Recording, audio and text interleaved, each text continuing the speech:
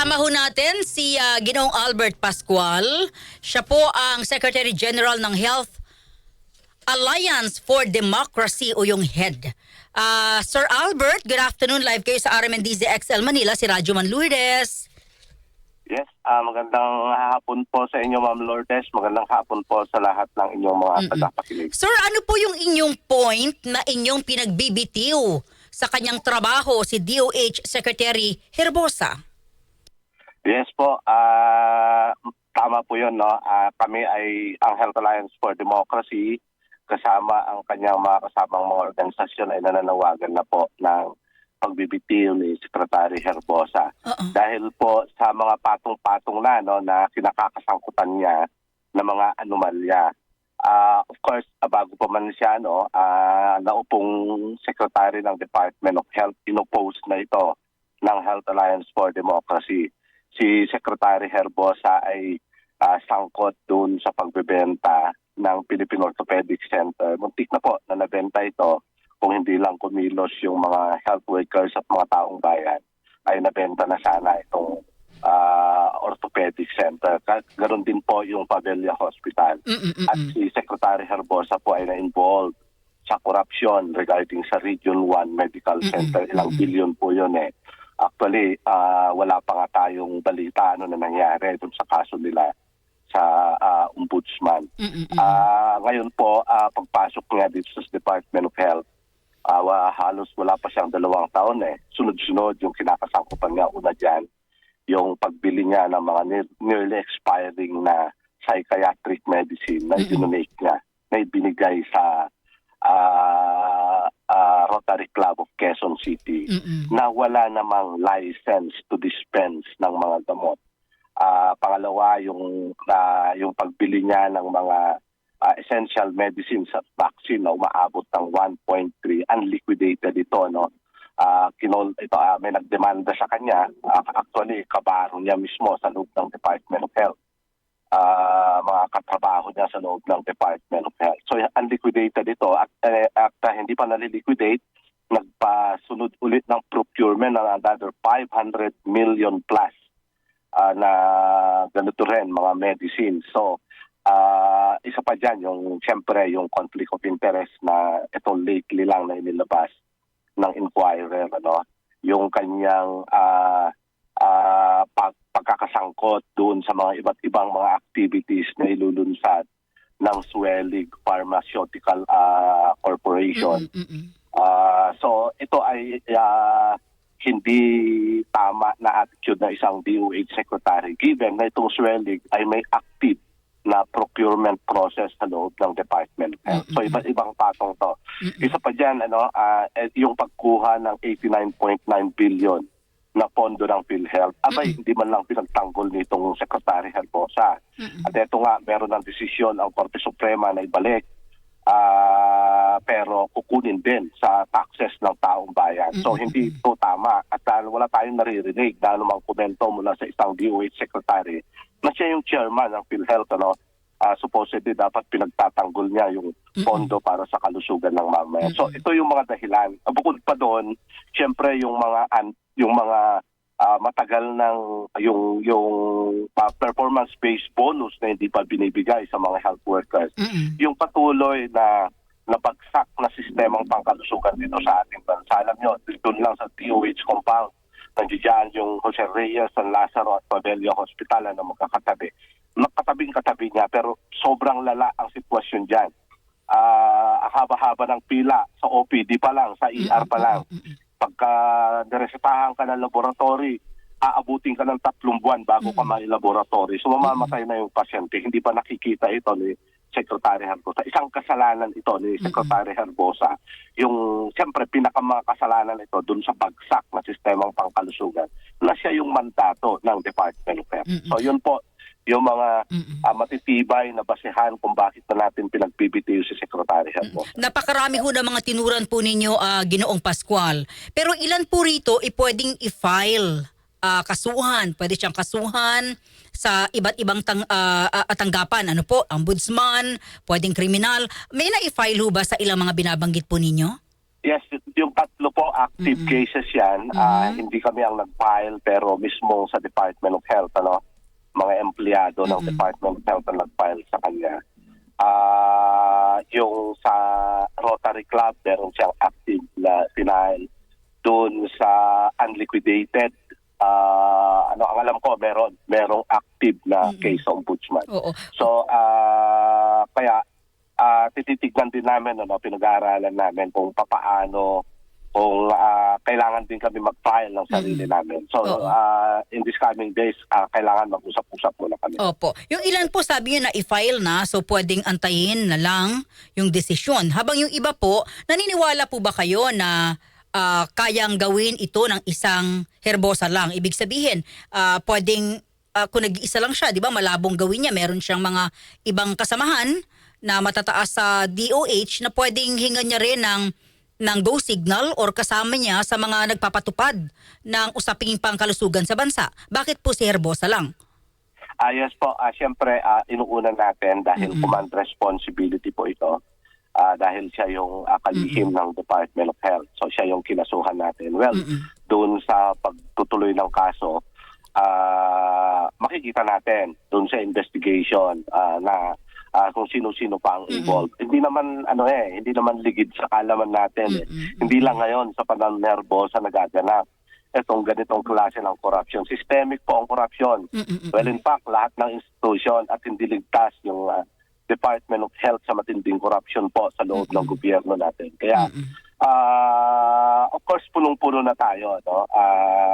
Ang dami-dami mga palusot, ang dami-dami ng mga na-involved pero walang napanagot. Kaya this time talagang ang sinisikap natin na dapat merong managot dito sa mga issue ng korupsyon. Ginong Pascual, kung pinagbibitiw si Herbosa, meron po ba kayong napipisil na pwedeng pumalit sa kanya na hindi po gagawin na itong mga umano'y pagkakamali na kanyang ginawa sa kanyang termino? Actually, wala po. Ang mahalaga lang ngayon ay magkaroon ng accountability dun sa mga anomalya dito sa loob ng Department of Health. Dapat naman ay merong managot sa mga gitong klase. Hindi lang nahahayaang lumilipas ang panahon, nakakalimutan na ng taong bayan, babalik ang isang sekretary na naman, may panibagong sekretary, ganun din ang kalakaran. So sana ang gusto natin mangyari, may managot, may makulong, at para matakot ang mga nagnanais na mangulimbat pa o kaya mang-abuso sa kanilang kapangyarihan sa loob ng department. Pero alam po natin, sir, na bagyo ito sa Malacanang. Malabo na kayo may nakikita ho ba kayong iba pang posibleng maging mas mabilis na dahilan para po siya ay mapagbitiw? Why not na ipanawagan, gumawa ng sulat diretso kay Pangulong Bongbong Marcos? Yes po, yun na nga nakakalungkot dahil nagsabi na si Pangulong Marcos na confident pa rin siya dun sa performance ni Secretary Herbosa. Nalulungkot tayo rito at nagagalit tayo. Siyempre, given na siya ay nagpupustura na champion ng korupsyon, pero itong mga ganitong mga opisyal ng gobyerno na may kinakasangkutang malalim na mga kaduda-dudang mga transaksyon ay pinapanatili niyang nasa kanyang poder. So, hindi nakakapagtaka. Well, in fact, ngayon ay nasasalang ang Pangulo sa mga sobrang mga katanungan hinggil sa mga flood control project. So, may kaugnayan ito dun sa talagang dun sa malalim na bulok na sistema ng korupsyon dito sa ating bansa. Palagay ko, eto po yun. Kaya sa ating mga kababayang nakakapakinig, hindi lang tayo magkasya doon sa mga iba't ibang mga institusyon na nag-iimbestiga.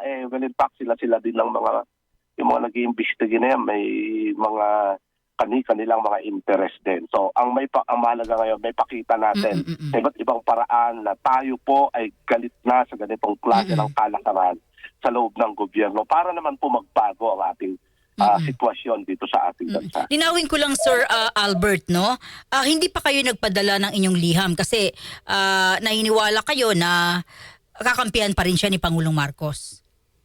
Hindi pa rin po kami nagpapadala. Pero po pwede namang isang ano po yan, isang paraan ano, na sabihin na sa loob ng sa mga healthcare workers ay may ganitong ano. So may mga ganitong mga panawagan na kay Secretary Health po. Maaaring pwedeng gawin po. Oo, kasi mukhang baka hindi alam no ni Pangulong Marcos na may mga ganyang issue sa loob ng kagawaran. Kasi nakatutok lang si Pangulong Marcos dito sa zero billing, di ba? Parang nakatutok lang siya sa zero billing, akala niya totoo. I mean, 'di ba? So parang doon lang 'di ba? Parang nakatutok lang siya doon. So baka mas maganda malaman niya na may mga issue pa palang kinakaharap yung kanyang kalihim sa kagawaran ng kalusugan. Yes po. Oo, sige, i-consider po namin yan, Ma'am Lourdes. Oo. Ito po, sir ha, may panawagan kayong ibasura na. Ito controversial din ito eh. Ito pong Medical Assistance for Indigent at Financially Incapacitated Patients Program. Para ho sa Kongreso, yung 51.1 billion na pondo niya sa 2026 national budget. Bakit po? Yes po, alam niyo po, matagal na itong MAIP pa lang noon. Dinagdagan na lang nila. Matagal na po yan na iskema ng pork barrel system dito sa ating bansa.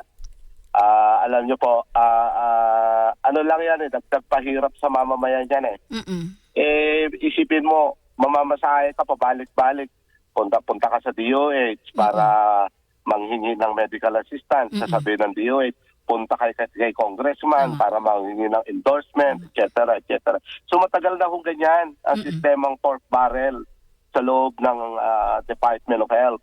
Ngayon, sabi nila, bibigyan daw nila ng security, na hindi na ma-impluwensyahan ng mga politiko. Etong maipip na to. Etong gusto nilang magserbisyo, Ma'am Lourdes. Opo. Ito na lang ba ang kaya ng kanilang kaisipan na ilagak sa isang hindi siguradong mga programa, yung pera ng galing sa taxes, para kuno makapagbigay ng dekalidad na serbisyo sa ating mamamayan? Di ba? Ang binabanggit ko dito, yun lang ba ang inaabot ng kanilang isip? Samantalang, di ba mas mabuti na ilagak sa loob ng pampublikong ospital, diretso sa loob ng pampublikong ospital para direktang makabili ng mga equipment, ng mga gamot, ng anumang kailangan ng pasyente, nang walang tinatanong ng health workers kung sila ay magkasakit at ibibigay na lang. Hindi tulad nitong napaka-bureaucratic processes na nangyayari sa loob ng mahipip, di ba? Kaya tayo, malaking katanungan natin dito sa mga senador na ito dito sa mga congressman na to. Bakit kailangan yung ilagak sa isang ganyang klaseng programa na napakaraming pasikot-sikot, napakahirap para sa ating mga kababayan? Di ba? Ano ang mas simple? Ilagak mo sa loob ng ospital, utusan mo yung DOH o bumili ka ng libre para hindi humaba yung pila dun sa lahat ng mga laboratory, para hindi umabot ng 3 buwan bago ka damihan mo ang laboratory dyan sa loob ng mga public hospital na yan, damihan mo yung mga health workers dyan, damihan mong bilhin ng mga gamot para kompleto pag nagkasakit yung ating mga kapatid. Di ba kayang isipin yan ng mga congressman at senador natin? Yung ganong klase, di ba mas direkta, mas kapaki-pakinabang, hindi mahirap para sa ating taong bayan kung talagang seryoso silang naglilingkod sa ating mga kababayan. Sa punto ho ninyo, etong budget na ito gagamitin pa rin ng politiko para sa kanyang mga butante at mga nais bumoto sa kanya sa eleksyon. Yes po, gagamitin pa rin kasi ilalagak daw nila sa LGU. Of course, nandiyan po yung nandiyan yung pinakamalalim na patronage politics. Sila implementor ng patronage politics ang LGU Di ho ba? Tapos alam Ma'am Lourdes, meron din na interview mga health professionals hinggil dito. Ang sabi nila, ilagak daw nila sa PhilHealth. Alam nyo, this is a bad idea actually. Yung ilagak mo rin sa PhilHealth, given na ang PhilHealth sa haba-haba ng pagtatayo ng PhilHealth ito, taon-taon halos may korupsyon at bilyon-bilyon, Ma'am Lourdes, di ba? Opo. Oo, nanganganib din. Nanganganib din ang perang ito doon sa mga corrupt officials ng nasa PhilHealth. Kaya ano ang pinaka-safe? 'Di ba? Ang mekanismo ng ospital ay kahit sabihin mo may corruption, hindi ganun kalala. Sabihin natin at least meron tayong mas matibay yung mekanismo ng auditing sa loob ng ospital kaysa sa PhilHealth. Kaya bad idea talaga na ilagak mo sa PhilHealth din. Kaya ang pinaka-the best po ay ilagak diretso po Tama. doon sa mga pampublikong Oo, ospital. pero meron pa namang ilang araw dahil si Pangulong Marcos daw ay hindi na magbabakasyon at kanyang bubusisiin yung national budget. Parang utang na loob natin yun eh. Parang utang na loob pa natin na hindi siya magbabakasyon, di ba? Sabi ko. So, raw sir, bubusisiin niya yung nialaman ng national budget. So, I mean, baka magawan pa ng paraan itong inyong panawagan. Ano po yung mga move na ginagawa po ninyo to inform the President din, At iba pang ginagawa nyo para mabago pa yung mga iniinala po ninyong hindi ka nais-nais sa national budget? Yes po. Alam mo, lahat na ng ginawa namin, nagprotesta na kami, meron kaming statement, tawag nito, tingin namin, ang kailangan ng presidente ay hindi kalesa, hindi kabayo ng kalesa, tumingin siya sa paligid, tumingin siya, taliman niya, pakinggan niya ang hinaing ng taong bayan. Kung papakinggan niya yung mga congressman, yung mga kapanalig niya, kung papakinggan niya ang business sector, ay talagang hindi mangyayari na hindi may bibigay yung ating panawagan.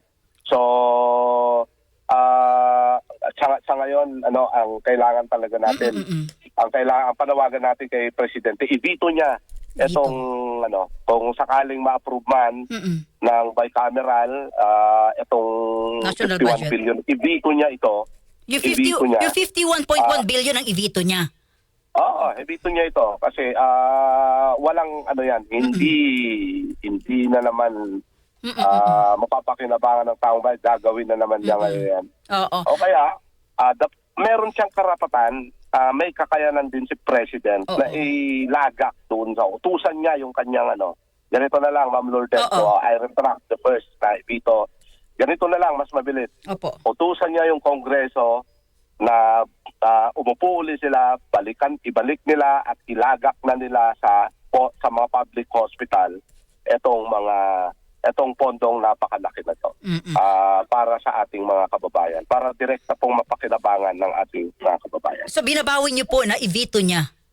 Okay, hindi na lang. Okay. Kahit hindi na niya i-veto. Kasi may araw pa naman. Ang gagawin na lang po niya, I'm sorry na medyo utusan niya yung mga congressman at senador sa bicameral committee na itong pondong ito ay dapat ilagak na nila diretso dun sa mga pampublikong ospital. Ano po ang iyong mensahe? Go ahead, sir. Go ahead. Yes po. Meron pa naman siyang araw. Ang alam natin ay pipirmahan niya sa 29 o kaya 30 itong national budget. Kaya marami pang pagkakataon para magkaroon ng tsansa na makapag-isip-isip ang Pangulo at sana ang maisip-isip niya ay totoong paglilingkod sa ating mga kababayan. At yung mga vital na mga pondo para sa kalusugan, of course, para sa edukasyon. Alam niyo, yung para sa mga magsasaka, kailangan ng tulong ng ating mga magsasaka. Tayo ay agricultural country pero tayo ay nag-i-import ng pagkain, hindi kanais-nais, di po ba? Kaya ito yung mga mahahalaga. At saka para sa paglikha po ng isang industrialisasyon dito sa ating bansa, na yan ang long-term na magpapaunlad para sa mamamayang Pilipino. Sir Albert Pascual, maraming salamat. Thank you. Mabuhay ang Health Alliance for Democracy. Thank you, sir. Thank you po. Thank you.